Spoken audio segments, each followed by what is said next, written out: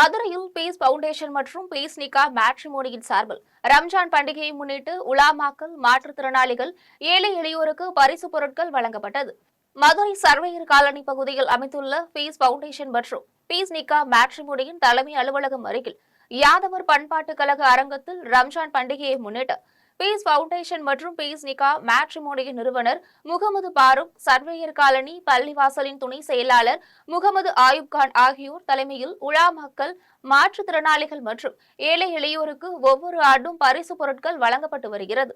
அதன்படி இந்த ஆண்டு ரம்ஜான் பண்டிகையை கொண்டாடுவதற்கு கஷ்டப்படும் இஸ்லாமிய மக்கள், ஏழை எளிய மக்கள் என 300க்கும் மேற்பட்டோருக்கு பீஸ் நிக்கா மேட்ரிமோனியின் மற்றும் பீஸ் பவுண்டேஷன் சார்பில் அரிசி, மளிகை பொருட்கள் உள்ளிட்ட நலத்திட்ட உதவிகள் வழங்கப்பட்டது. இதனை ஏழை எளிய மக்கள் மகிழ்ச்சியுடன் பெற்று சென்றனர். இந்நிகழ்ச்சியில் நிறுவன ஊழியர்கள் என பலர் கலந்து கொண்டனர். அஸ்ஸலாமு அலைக்கும் வரஹ்மத்துல்லாஹி தஆலா பரக்காத்து. என்னுடைய பேர் அருளால் நமது பீஸ் ஃபவுண்டேஷன் பீஸ் நிக்கா நிறுவனம் இன்ஷா அல்லாஹ் ஒரு 10 ஆண்டுகளாக ஒவ்வொரு ரமலான், கிறிஸ்மஸ், தீபாவளி காலங்களில் ஏழை எளிய மக்கள் பயன்பெறும் வகையில் அவர்களுடைய அந்த பண்டிகை காலங்களில் அந்த வாழ்வாதார தேவைகளான அரிசி, மளிகை பொருள், கணவனை இழந்த பெண்களுக்கு நிதியுதவியாகவே கொடுத்து கொண்டு இருக்கிறோம். இன்ஷா அல்லாஹ் இது 10வது ஆண்டாக செஞ்சு கொண்டிருக்கிறோம். ஏறக்குறைய இந்த ஆண்டு மட்டும் 2000 பேருக்கு இன்ஷா அல்லாஹ் நம்ம கொடுக்குறோம்.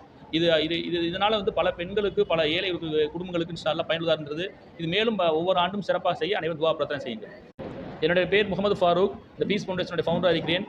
எனக்கு ஏன் இந்த கவலை வந்தது அப்படின்னா, நீங்கள் ஒவ்வொரு ஆண்டும் பாருங்கள், ஒவ்வொரு ரமலானுடைய காலங்களிலும் சரி, ஒவ்வொரு பண்டிகை காலங்களிலும் சரி, எத்தனையோ ஏழை எளிய குடும்பங்களில் இன்றைக்கு அந்த அடிப்படை தேவையை வசதிகளை செய்ய முடியாமல் எத்தனையோ பேர் வட்டிக்கு கடன் வாங்கி, அதே போல் பொருட்களை இல்லாமல் எத்தனையோ பேர் இன்ஷா அல்லாஹ் அந்த பண்டிகையை கொண்டாட கஷ்டப்படுறாங்க. இவங்கெல்லாம் நம்ம அதிகமாக இந்த பண்டிகை காலங்களை பார்க்குறோம். அப்படி பார்க்கும்போது சரி, அதே போல் ஒவ்வொருவரும் கடன் பிரச்சனையால் அதிகமாகி கோர்ட்டுக்கு நம்ம அட்வொகேட்னால கோர்ட்டுக்கு வரதான் பார்க்குறோம். ஸோ அதன் அடிப்படையில் நம்ம செஞ்சு கொண்டிருக்கோம்.